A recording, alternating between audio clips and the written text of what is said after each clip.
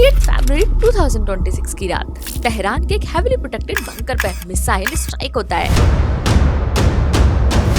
और खत्म होती है एक ऐसी लीडरशिप जो 40 साल से ज्यादा मिडिल ईस्ट की सियासत को शेप करती है। नाम था अली खामेनेई। आज ईरान की गलियों में कुछ लोग तो जश्न मना रहे हैं तो कुछ लोग रो रहे हैं। आखिर क्यों ईरान से लेकर इराक, लेबनान, पाकिस्तान और इंडिया के कुछ हिस्सों में लोग उन्हें रहनुमा मानते हैं? आखिर क्यों लोग उनके लिए अपनी जान तक देने को रेडी थे और क्यों कुछ लोग उनकी डेथ के बाद जश्न मना रहे हैं? अली खामेनेई का जन्म 1939 में मसाद, इराक में हुआ। उनका परिवार रिलीजियस था। बचपन से ही उनकी पढ़ाई दीन और मदरसे में हुई। 1970s के टाइम पे ईरान पर रूल था मोहम्मद रजा शाह पहलवी का। शाह अमेरिका के क्लोज थे। ईरान में वेस्टर्न कल्चर ग्रो कर रहा था। मॉडर्न कपड़ा, सिनेमा और ओपन सोसाइटी। कुछ लोगों को तो ये पसंद था, लेकिन कुछ रिलीजियस लोगों को लगता था कि ये इस्लाम से दूर जा रहे हैं। इसी टाइम पे खामेनेई का कनेक्शन बना रूहुल्लाह खोमेनी से। खोमेनी शाह के खिलाफ मूवमेंट चला रहे थे। खामेनेई भी प्रोटेस्ट में शामिल हुए। कई बार उन्हें जेल जाना पड़ा। कई बार शाह की पुलिस ने उन्हें अरेस्ट किया। 1979 में रिवॉल्यूशन हुआ। शाह को हटा दिया गया। ईरान इस्लामिक रिपब्लिक बन गया। खोमेनी बने पहले प्रेसिडेंट। फिर 1989 में जब खोमेनी की डेथ हुई तब सुप्रीम लीडर बने खामेनेई। सुप्रीम लीडर का मतलब सिर्फ नाम का लीडर नहीं, आर्मी का कंट्रोल, जुडिशियल पावर और फाइनल पॉलिटिकल डिसीजन का हक होता है। और यहीं से शुरू होती है असली पावर, विलायत फकीह। ईरान का सिस्टम थोड़ा अलग है। यहाँ लोग प्रेसिडेंट को वोट देते हैं। फाइनल अथॉरिटी सुप्रीम लीडर के हाथ होती है। इसी सिस्टम को कहते हैं विलायत फकीह। इसका सिंपल मतलब है जब तक इमाम वापस नहीं आते तब तक कोई रिलीजियस स्कॉलर लीडर कंट्री को मैनेज करेगा। इसी वजह से खामेनेई सिर्फ एक पॉलिटिकल लीडर नहीं थे बल्कि रिलीजियस लीडर भी थे। शिया मुस्लिम्स के लिए रिलीजियस लीडर की बात बहुत इंपॉर्टेंट होती है। अगर सुप्रीम लीडर कुछ बोलते थे तो उनके फॉलोअर्स सिर्फ इसे ड्यूटी नहीं बल्कि रिलीजियस ऑर्डर भी मानते थे। इसीलिए उनके फॉलोअर्स सिर्फ इमोशंस के बेसिस पर नहीं बल्कि फेथ के बेसिस पर उनसे जुड़े हुए थे। 1979 के बाद जब अमेरिका और इस्राइल से ईरान के रिलेशन खराब हो गए, अमेरिका ने ईरान पर सैंक्शंस लगा दिए जिससे ईरान की इकोनॉमी को नुकसान हुआ। कंट्री आइसोलेट हो गया। लेकिन खामेनेई ने अपना स्टैंड चेंज नहीं किया। वो ओपनली अमेरिका और इस्राइल को क्रिटिसाइज करते थे। उन्होंने पैलेस्टीन को भी सपोर्ट दिया और लेबनान में हिजबुल्लाह को भी सपोर्ट दिया। इराक और सीरिया जैसी कंट्री में शियास को सपोर्ट किया। 2020 में जब कासिम सुलेमानी को यूएस ड्रोन स्ट्राइक में मार दिया गया तो खामेनेई ने उन्हें हीरो और शहादत बोला। सपोर्टर्स के लिए मैसेज था, हम डरेंगे नहीं। उन्हें लगता था कि दूसरे मुस्लिम लीडर्स वेस्ट के सामने झुक जाते हैं, लेकिन खामेनेई कभी नहीं झुके। इसी वजह से उनके फॉलोअर्स उनको एक स्ट्रॉन्ग लीडर मानते थे।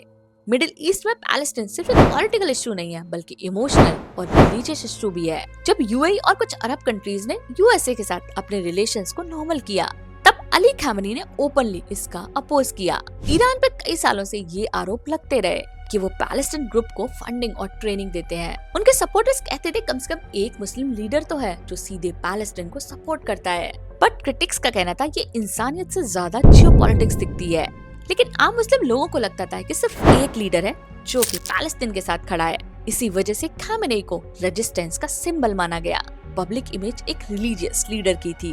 वो सिंपल कपड़े पहनते थे। उनका ऑफिस ज्यादा सही नहीं था और लोगों को लगता है कि हमारा लीडर तो सिंपल जिंदगी जीता है। लेकिन इन्वेस्टिगेटिव रिपोर्ट्स में ये भी कहा गया कि उनके कंट्रोल में एक बड़ा फाइनेंशियल नेटवर्क था जिसे शेतत के नाम से जाना जाता है। शेतत बिलियन ऑफ डॉलर्स के एसेट्स को मैनेज करता था जिसमें प्रॉपर्टीज, कंपनीज और इन्वेस्टमेंट भी शामिल थी। सपोर्टर्स का कहना था कि ये पैसा कंट्री के प्रोजेक्ट्स और डिफेंस के लिए यूज होता है, पर क्रिटिक्स का कहना था कि ये सिस्टम ट्रांसपेरेंट नहीं है।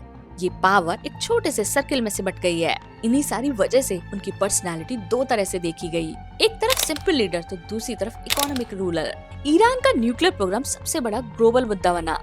खामेनेई ने पब्लिक फतवा दिया कि न्यूक्लियर वेपन इस्लाम में अलाउ नहीं है, लेकिन फिर भी यूरेनियम एनरिच्ड प्रोग्राम अभी तक कंटिन्यू रहा। नातंज और फर्दो जैसे न्यूक्लियर साइट्स को सिक्योरिटी दी गई। जब अमेरिका और यूरोप ने इराक पे हैवी सैंक्शंस लगाए जिससे इन्फ्लेशन बढ़ गया, करेंसी वीक हो गई, देश में मेडिसिन की कमी हो गई और युद्ध बेरोजगार हो गया। सपोर्टर्स का मानना था कि इराक और लीबिया के पास कोई न्यूक्लियर डिटरेंस नहीं था, इसीलिए उन पे अटैक हुआ, हमें स्ट्रॉन्ग रहना पड़ेगा। बट क्रिटिक्स का कहना है कि इस पॉलिसी ने आम लोगों को इकोनॉमिक स्ट्रगल में डाल दिया। 2009 के इलेक्शन के बाद लोग सड़कों पे आए। स्लोगन था where is my vote. Opposition कहते थे इलेक्शन फेयर नहीं है। खामेनेई ने फ्राइडे सरमन में प्रोटेस्ट को गलत बताया। सिक्योरिटी फोर्सेस ने क्रैकडाउन किया, इसमें कुछ लोग अरेस्ट हुए और कुछ लोगों को मार दिया गया। नेदा आगा सल्तन की डेथ प्रोटेस्ट का सिंबल बन गई। सपोर्टर्स का मानना था कि उनके लीडर नहीं बल्कि फॉरेन फोर्सेस देश में अनरेस्ट को बढ़ा रही है, बट अपोजिशन के लिए क्लियर रिप्रेशन था। 2022 में महसा अमीनी की डेथ ने फिर से देश को पूरी तरह से हिला दिया। हिजाब रूल के खिलाफ बड़े बड़े प्रोटेस्ट शुरू हो गए। यंग वुमेन और बच्चों ने सिस्टम को ओपनली चैलेंज किया। स्लोगन था वुमेन लाइफ फ्रीडम। सपोर्टर्स का कहना था कि हिजाब रिवॉल्यूशन का फाउंडेशन है, जबकि क्रिटिक्स का कहना था कि पर्सनल फ्रीडम का इशू है। रीजन के बाहर भी उनका इन्फ्लुएंस महसूस हुआ। लेबनान के हिजबुल्लाह सपोर्टर्स, इराक के शिया मिलिटेंट्स, यमन के योधीज के लिए वो एक आइडियोलॉजिकल लीडर थे। उन्होंने एक्सेस ऑफ रेजिस्टेंस का आइडिया स्ट्रॉन्ग किया। शिया माइनॉरिटीज को लगता था कि उन्हें रीजन का सपोर्ट मिल रहा है।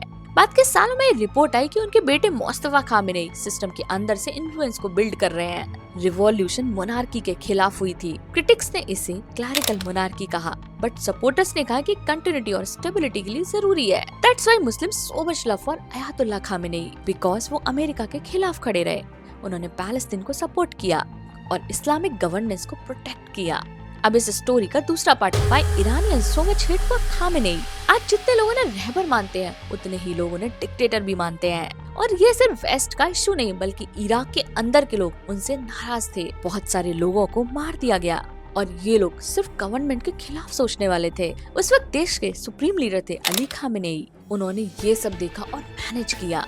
बट कुछ लोग कहते हैं कि ये लोग देश के खिलाफ लड़ रहे थे, लेकिन बहुत लोगों का कहना है कि इसमें इनोसेंट बच्चे, प्रेग्नेंट वुमेन और मासूम लोग भी थे। ये बात आज भी लोगों को बहुत दुख देती है। एक लड़की नेदा की डेथ सबको याद है। इससे पता चला कि लोग अपनी फ्रीडम और वोट के लिए लड़ रहे थे, क्योंकि खामेनेई अब सिर्फ रिलीजियस लीडर नहीं बल्कि एक डिक्टेटर बन चुके थे।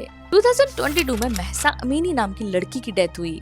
इससे पूरा देश गुस्से में आ गया और औरतें अपने हिजाब चलाने लगी। छोटे बड़े स्टूडेंट सब ने गवर्नमेंट के रूल को ओपनली चैलेंज किया। पुलिस और आर्मी ने फिर से लड़ाई को रोका। इंटरनेट बंद हुआ और कुछ लोग अरेस्ट हुए और कुछ की डेथ हुई। इस जनरेशन के लिए खामेनेई सिर्फ प्रोटेक्शन का सिंबल नहीं बल्कि रेस्ट्रिक्शन का सिंबल बन गए। उनके लिए फ्रीडम सिर्फ एक सपना बन गया था। ईरान की इकोनॉमी भी बहुत खराब हो गई।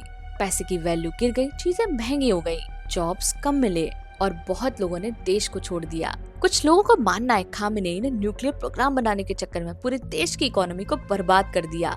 तो कुछ का मानना है कि इकोनॉमी खामेनेई की वजह से नहीं बल्कि अमेरिका की वजह से खराब हुई। सुन्नी लोगों के लिए खामेनेई शिया रिलीजन का सिंबल बन गए। उनका इन्फ्लुएंस हर जगह दिखने लगा। तो दोस्त, इससे क्लियर होता है कि खामेनेई की लीडरशिप स्टाइल सबको पसंद नहीं थी। सपोर्टर्स के लिए वो देश और रिलीजन के डिफेंडर थे, तो क्रिटिक्स के लिए वो लोगों की लाइफ और फ्रीडम के दुश्मन थे। उनका इम्पैक्ट सिर्फ इराक में नहीं दिखा बल्कि अदर मुस्लिम कंट्रीज में भी लोग उनकी पॉलिसीज से अफेक्ट हुए। फ्रीडम जो आम लोगों के लिए बेसिक राइट है, वो अक्सर उनके राज्य में नहीं दिखी। लोग हमेशा अपनी फ्रीडम के लिए लड़ते रहे, लेकिन उनका इम्पैक्ट और कंट्रोवर्सी हमेशा याद रहेगा। अली खामेनेई हीरो थे या दुश्मन? कमेंट्स में बताओ। वीडियो पसंद आए तो वीडियो को लाइक कीजिए, इस वीडियो को ज्यादा से ज्यादा शेयर कीजिए। चैनल को सब्सक्राइब नहीं किया तो सब्सक्राइब कीजिए। India record with doctor Minali. Bye bye guys, मिलते हैं नेक्स्ट वीडियो में।